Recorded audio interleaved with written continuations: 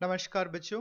भारतीय विद्यालय मूलतः ई लर्निंग में आप सभी का स्वागत है।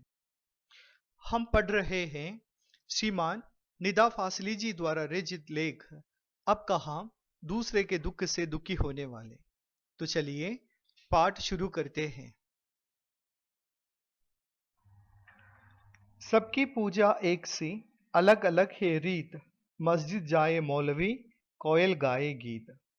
देखिए, यहाँ लेखक ने सुंदर पंक्तियां लिखी हैं। तो लेखक बताते हैं सबकी पूजा एक सी। तो सबकी पूजा एक सी, चाहे वो मुसलमान हो, ईसाई हो, सिख हो, सभी एक ही ईश्वर की पूजा करते हैं, एक ही ईश्वर का गुणगान करते हैं। लेकिन पूजा करने की जो तरीका है वह अलग अलग होती है। कोई मंदिर में जाकर ईश्वर की पूजा करता है, तो कोई मस्जिद में जाकर, तो कोई गिरजाघर में ईश्वर को पूजता है, तो कोई गुरुद्वारे द्वारे में जाकर। तो लेखक कहता है कि मनुष्य के पूजा करने की जो तरीका है वह अलग अलग होती है, लेकिन सभी लोग एक परमात्मा की पूजा करते हैं। लेखक कहते हैं मौलवी मस्जिद में जाकर लोगों को अल्लाह की इबादत सुनाकर प्रसन्न करता है, और कोयल जो है वह बाग में जाकर पेड़ों पर बैठकर अपने मधुर बोल से सबको प्रसन्न करती है। ग्वालियर में हमारा एक मकान था। उस मकान के दालान में दो रोशनदान थे। उसमें कबूतर के एक जोड़े ने घोंसला बना दिया था। एक बार बिल्ली ने उछक कर दो में से एक अंडा तोड़ दिया। मेरी माँ ने देखा तो उसे दुख हुआ। उसने स्टूल पर चढ़कर दूसरे अंडे को बजाने की कोशिश की, लेकिन इस कोशिश में दूसरा अंडा उसी के हाथ से गिरकर टूट गया।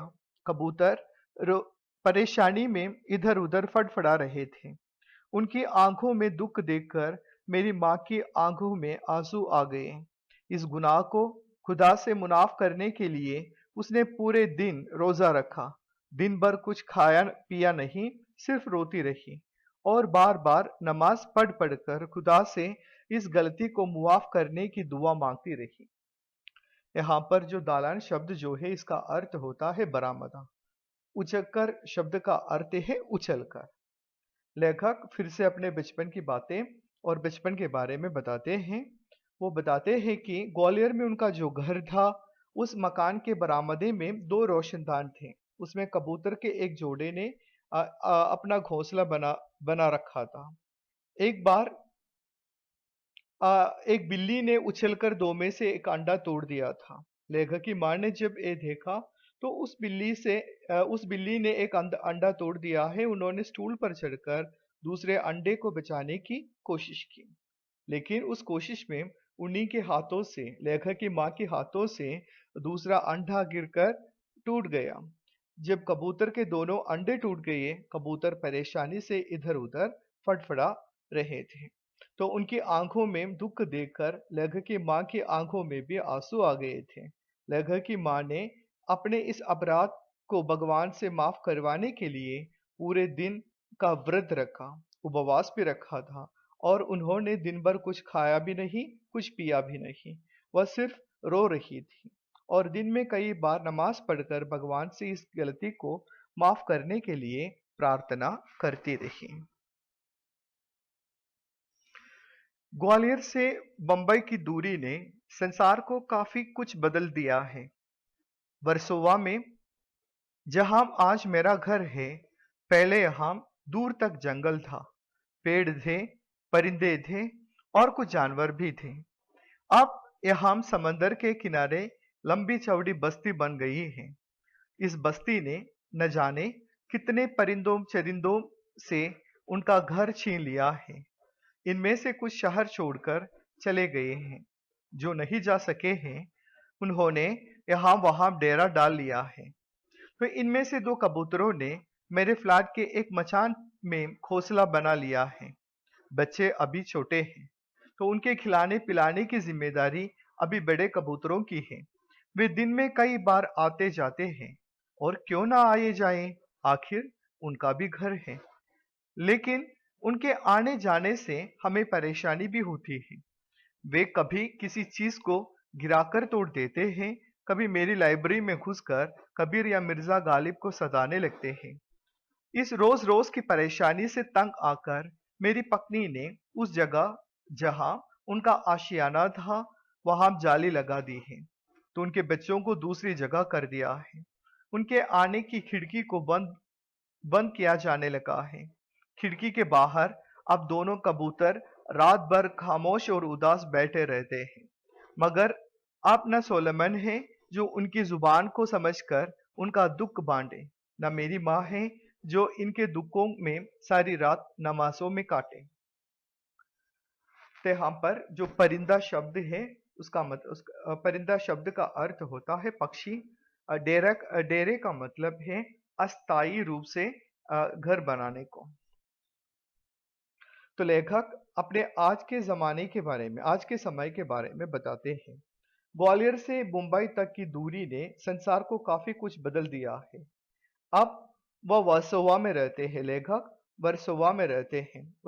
वर्सोवा में जहां लेखक आज रहते हैं, उनका कहना है कि वहां कुछ साल पहले जंगल था। वहां पर पेड़ पौधे थे, पक्षी थे और दूसरे जानवर भी रहते थे। अब यहाँ समंदर के किनारे बड़ी बड़ी बस्ती बन गई है, बड़ा बड़ा गांव बन गया है। इन बस्तियों ने न जाने कितने पक्षियों के घर छीन लिए हैं और इनमें कुछ शहर छोड़कर चले गए हैं।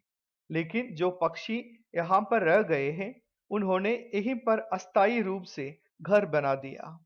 इनमें से दो कबूतरों ने लेखक के घर में अपना घोंसला बना लिया है। लेखक बताते हैं, उन कबूतरों के बच्चे अभी छोटे हैं, तो उनको खिलाने की जिम्मेदारी बड़े कबूतरों की है। तो और बड़े कबूतर जो हैं, दिन में कई बार आते जाते रहते हैं, क्योंकि उन्हें अपने बच्चों को खाना लाना होता है। और लेखक कहते हैं, वे क्यों ना आज आए जाए, क्योंकि लेखक का घर उनका भी घर है, वे जरूर आ जा सकते हैं। लेखक कहते हैं, जब वे आते जाते हैं तो लेखक को बहुत ज्यादा परेशानी होती है। क्यों होती है? क्योंकि एक कबूतर कभी किसी चीज से टकरा जाती है, कभी किसी चीज को गिराकर तोड़ देती है। तो और कभी लेखक की लाइब्रेरी में घुस जाती है और कबीर और मिर्जा गालिब को सताने लगते हैं। तो लेखक की लाइब्रेरी में कबीर और मिर्जा गालिब के जो किताबें हैं, उन किताबों को गिरा देती हैं, तो अपनी जगह से हटा देते हैं। तो अब यह रोज रोज की परेशानी होती है। तो इससे तंग आकर लेखक की पत्नी ने उस जगह पर जहां पर उनका घर था, वहां पर एक जाली लगा देती है और उनके बच्चों को दूसरे जगह कर लिया है। कबूतरों के आने जाने की खिड़की थी, उनका रास्ता वो भी बंद किया जाने लगा। जब से लेखक की पत्नी ने उन कबूतरों के आने जाने वाली जगह पर जाली लगा दी है, खिड़कियों को बंद कर दी गई है, तो जो कबूतर जो हैं, वो रात भर चुपचाप उस खिड़की के बाहर उदास बैठे रहते हैं। लेखक बताते हैं, आप न सोलोमन है उनकी जुबान को समझकर दुख बांट सकते हैं और ना ही अब लेखक की माँ जिंदा है, तो उनके दुख को देखकर सारी रात नमाज पढ़कर काट जाएं। नदियां सींचे खेत को, तोता कुतरे आम, सूरज ठेकेदार सा सबको बांटे काम। लेखक यहाँ बता रहे हैं कि जिस तरह नदियां बिना किसी भेदभाव के सभी खेतों को अपना पानी देती हैं और नदी ये भेदभाव नहीं करती, ये खेत किसी बड़े इंसान का है या किसी छोटे इंसान का, तो वो बराबर सभी खेतों में अपना पानी देती है। और तोता जो है, तो किसी भी बगीचे में जाकर आम खाता है, वह ये भी नहीं देखता है कि ये बगीचा किस इंसान ने लगाया है। तो तोते को बस अपना मतलब आम खाने से है। और उसी तरह सूरज जो है, वह बिना किसी भेदभाव से सबको काम के लिए प्रेरित करता है। यहाँ पर लेखक ये बताना चाहते हैं कि हम भी नदी और सूरज की तरह किसी भी प्रकार के भेदभाव न करते हुए दूसरों का भला करना चाहिए, दूसरों के साथ अच्छा व्यवहार करना चाहिए। धन्यवाद।